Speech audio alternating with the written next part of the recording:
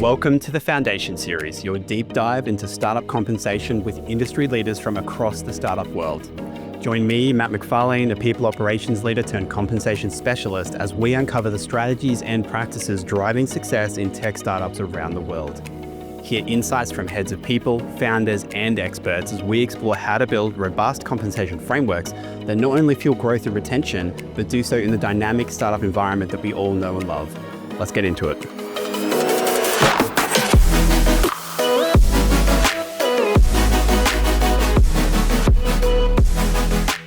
So it's so amazing to have you on the show. I'd love you to spend a few seconds just for those who aren't familiar with you, introducing yourself, who you are, where you're from, all that sort of stuff. Yeah, well, first and foremost, thank you for having me, Matt. I definitely have followed you for a long time and always loved everything.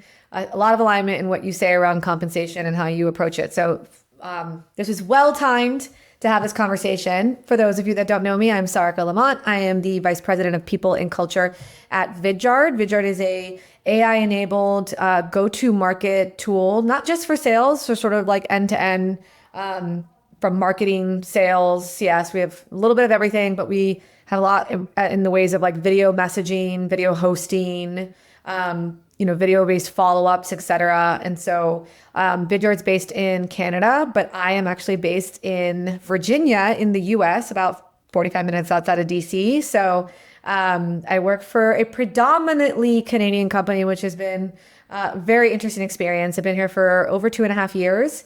I lead all things people and culture and all the things that sit underneath that. And now I also lead AI and automation enablement and innovation across the company. So a lot of really cool things going on in that world. So it's not just specific to what we're doing on the people side as it relates to AI tooling, but also how are we looking at accelerating execution through operational discipline by way of like AI and automation. So really, really interesting time right now in the role for sure. Nice. All right. So in today's episode, I would love to talk to you around how to customize compensation and personalize compensation in today's environment. So we're obviously in this interesting space where companies are really like uber conscious of the bottom line. Some areas we're seeing, a bit of downturn. So it's really not a time to be splashing cash. Yet on the other side of things, we're just seeing this kind of like era of personalization continue to dominate. Obviously, we've all had Netflix for a very long time. Everyone's got an algorithm that tells them how to do, every part of their life and what things they should be enjoying and so on. How are you sort of seeing this evolve, either internally or across companies when it comes to compensation and how companies can really be taking the same lens to their comp and benefits practices? Yeah, I mean, it's such a good question. And you're right. Like whether it's Netflix, it probably started with Netflix. And now it's all evolved into other tools or in other like streaming devices. But it's pretty clear that personalization matters more than ever. And also like perceived value for individuals varies so widely that you have to take that into consideration now because, I think for the first time ever in our working world, we have, 5 generations in the workforce. Yeah. And huge, they right? vary so drastically All in got terms of different what needs. what they care about, what they prioritize, what they need because of the phase of life that they're in, where like, younger employees, especially like our Gen Z employees, they care about mission and purpose and values a lot, like more so than I think any other generation, including my own. I call myself a geriatric millennial because I'm like at the very top end of the millennial. Yeah. So I kind of like, I feel like I'm influenced by I'm influenced by the Gen X that came before us.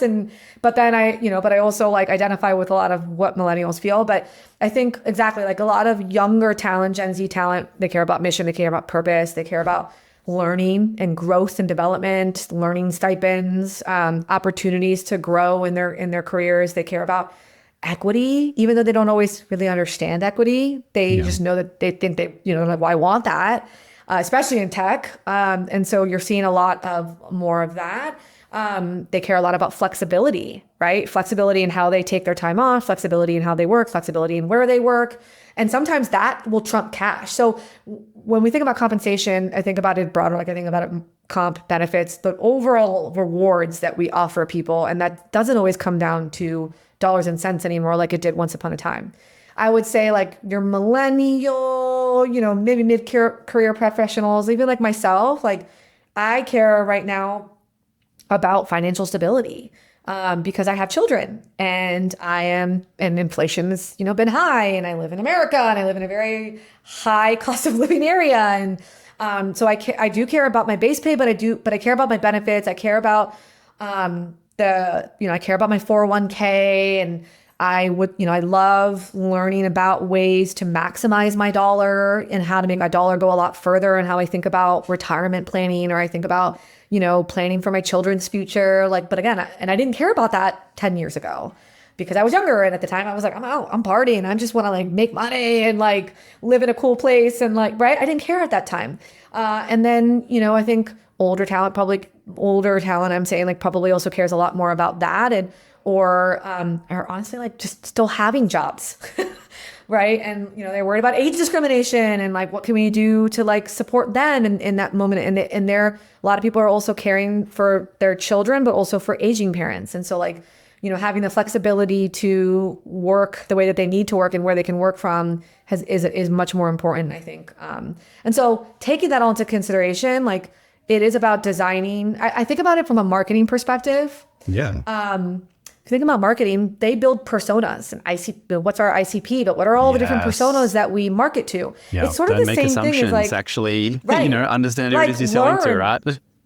Exactly. So it's sort of the similar thing that we've done is I'm thinking about, who is in my organization.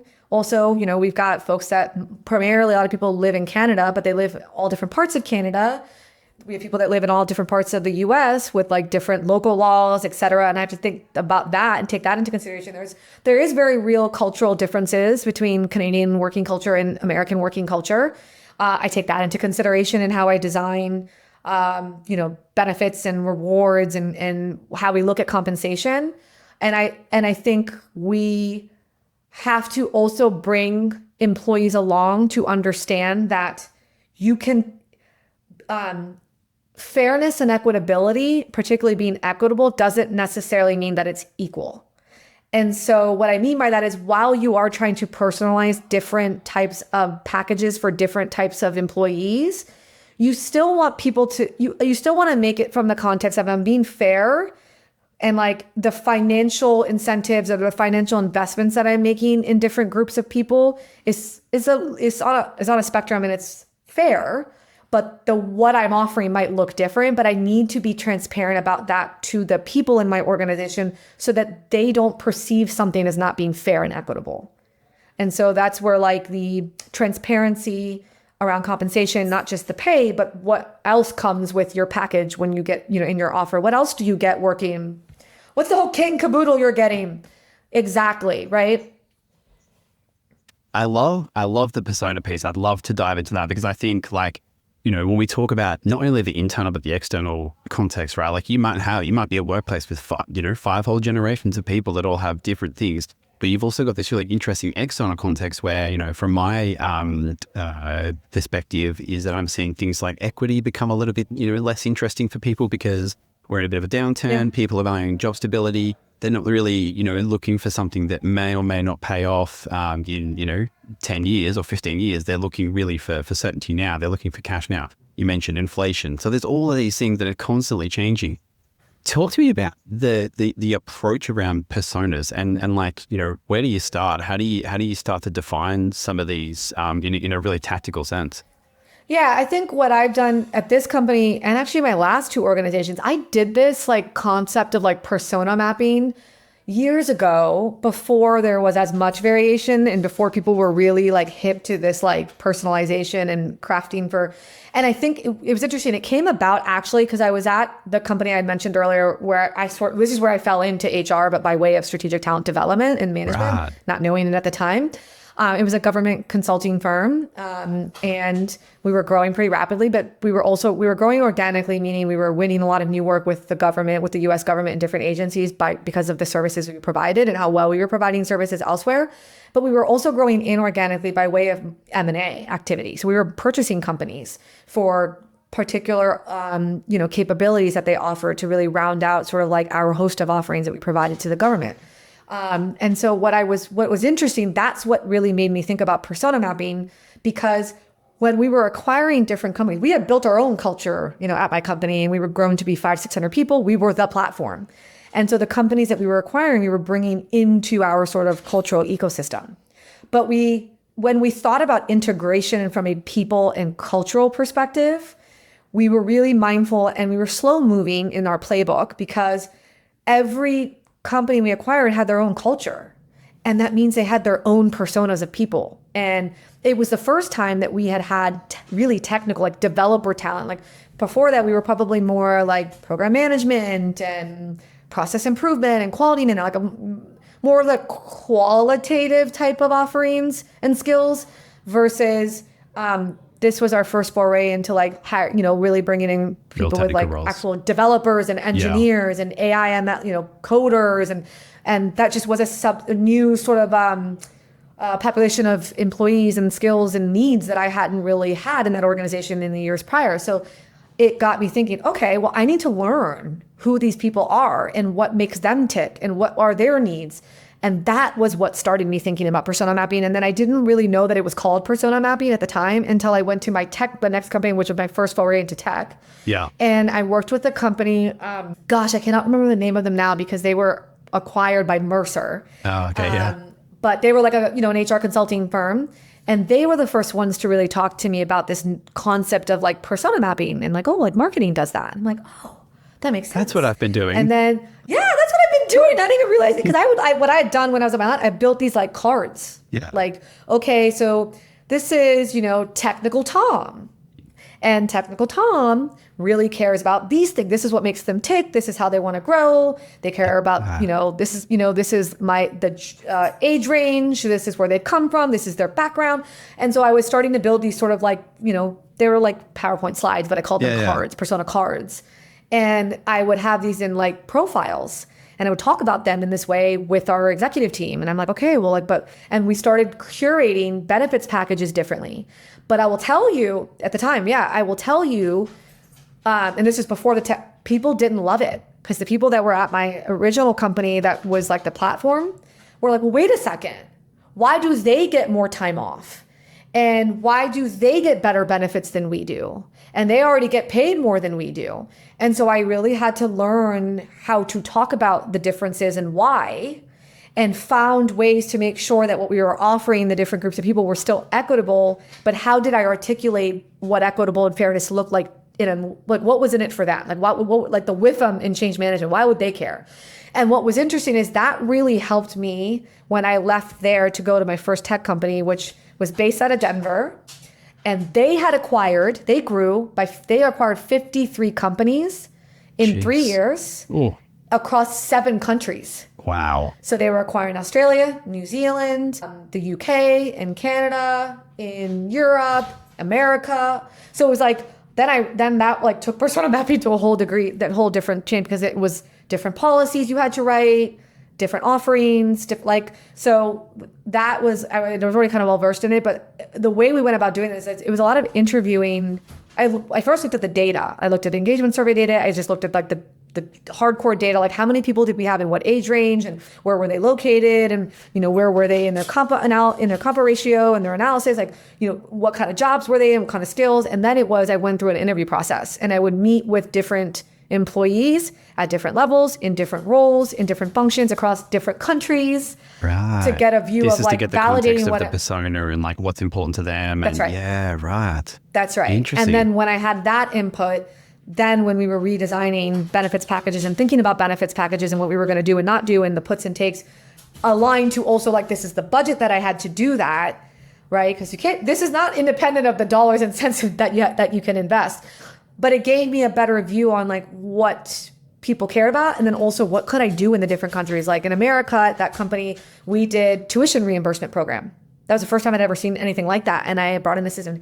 But that wasn't what people in Australia cared about, right? People in Australia cared about their parental leave and how much were we going to cover in their parental leave, and they cared about their time. They cared about flexibility and how they worked.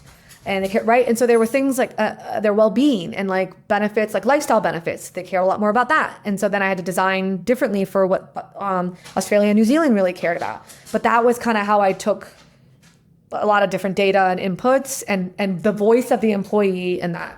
Because I think it's like, so if I think back to like traditional HR, you know, and I've probably done this before in the past as well, is that it's like, you know, you go out and you buy a survey or something from like a Mercer or someone who publishes these big, really big things, and they kind of tell you what it is that these cohorts or these personas care about.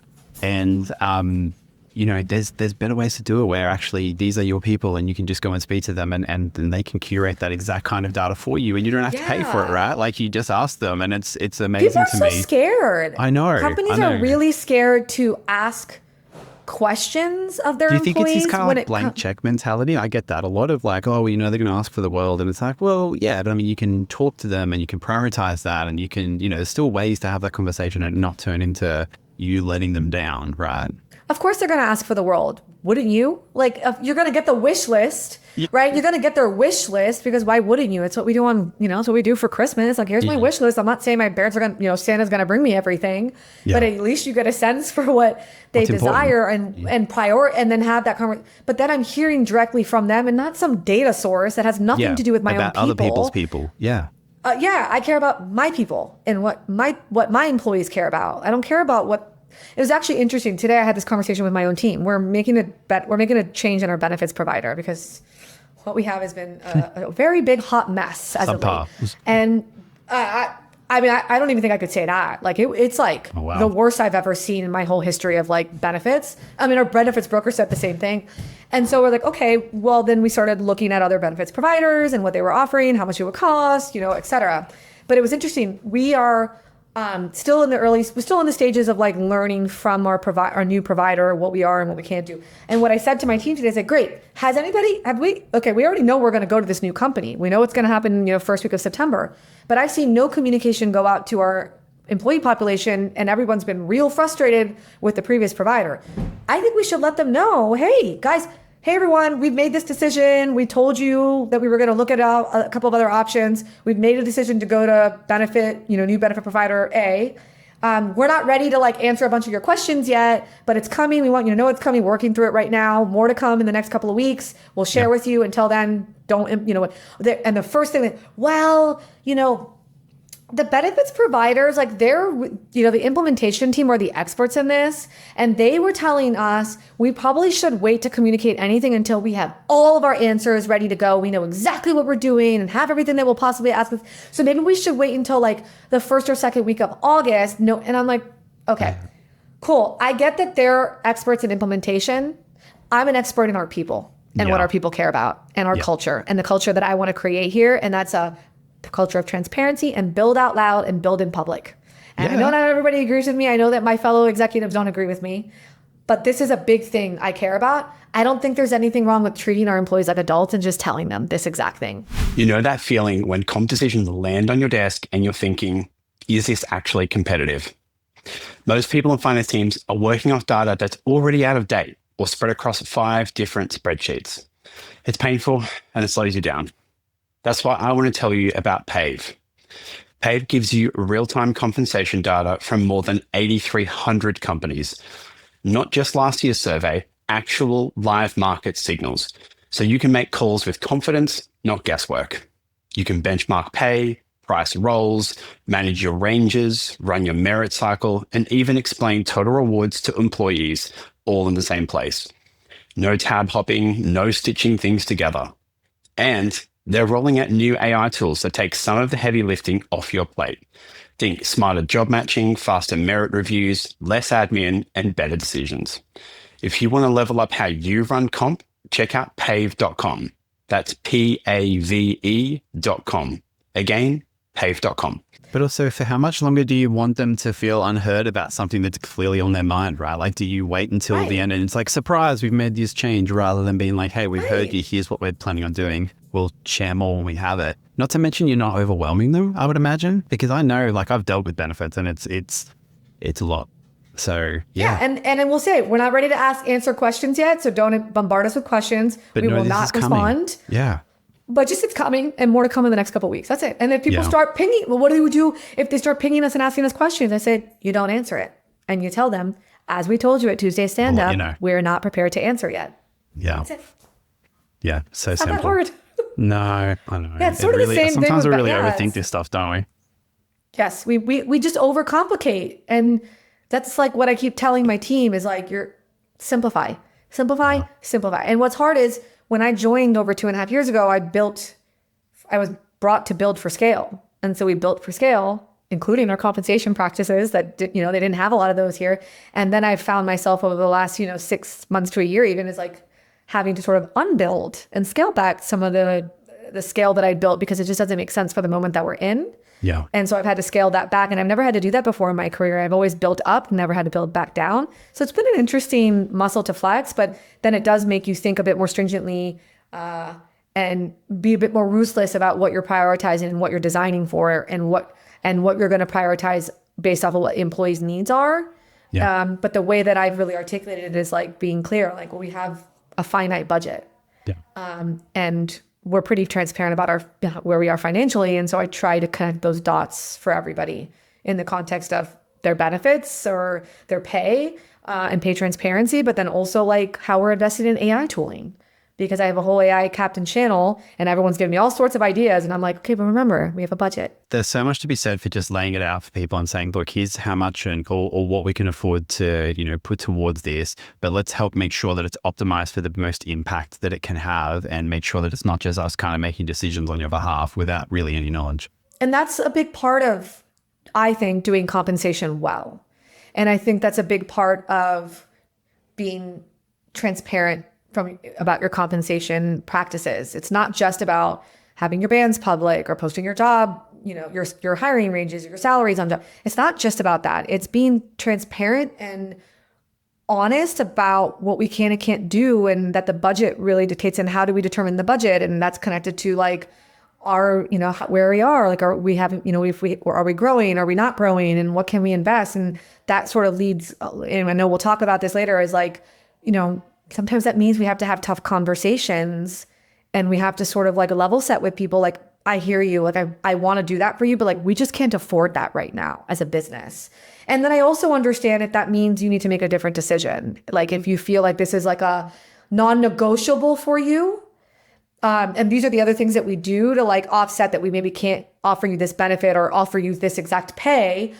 These are other things that we do with, our flexible way the way we work and how we remote work and, all these other things. If that's if those are not the trade-offs you're willing to make, I understand that you may have to make a different decision and step away from the business, right? Or look for another opportunity. And I respect that, but I'm not going to always sacrifice the focus we've put on being equitable and fair just to give in to what everybody desires. I just can't do that because I do believe in fairness and equitability. Yeah. I completely agree. I love it. All right. What I want to close on is back on the personas piece. If people are wanting to learn more around how to, address or deliver some of those practices, I know yours kind of was concocted and developed and you ran with it from your own experiences, but have you ever seen a great resource someone could look up if they want to start to use and apply personas? Oh, yes, I have. And I can't remember. This will have to be a follow-up. Maybe this will be a LinkedIn post. Or maybe I'll maybe I'll give it to you in the show notes. I might even have the template actually still that I've used, and I could provide that to you as well. But also I would even just say don't overcomplicate it. It's just give a persona a fun name. Mm-hmm. Like I said, technical Tom. And that means it's someone that's probably an engineer or a developer of some kind. Mm-hmm. And you probably know a lot about your people, because of the feedback they gave you in the engagement survey. So you start to map that out, look at the data that you do have, right? What have our engineers said in recent engagement surveys? What does our age and generational makeup look like with in our engineering group? I'm just using engineers as the example, right? And you kind of start there, start with the data that you do have and just start documenting that. And then it's about, and how you choose to present that information. That's the fun of it. But also that's what ChatGPT or, Claude or any of these AI tools can help you. It's here, I want to build a persona map or a persona card. Could you give me an example? Like, and then let ChatGPT or any of those tools build it for you. And they can do that pretty quickly. That's the beauty that I didn't have years ago. But I will look for my templates that I've used in the past. And I'll put it in the show notes. Amazing. Yeah. You've heard it. Like, use AI as your friend there, but absolutely build personas and then actually, get the content from your people. Don't just make it up for them. I love it. Yeah, ask them what they care about, ask them what they love, what they don't love, what they prioritize, and go from there. Amazing. Thank you so much. Awesome. Thank you. Thanks for joining us on another edition of the Foundation Series. Make sure to head over to our website to subscribe to the Foundation Series for monthly editions featuring future interviews on startup compensation. In each edition, we'll explore the different strategies, trends, and challenges faced by startups around the world. If you have a burning topic you'd like me to cover or a standout guest that you want to hear from, drop me an email so I can dive deeper into the compensation topics that matter most to you. Join me next time as we continue to uncover the strategies and practices driving success in global tech startups around the world. Thanks for listening.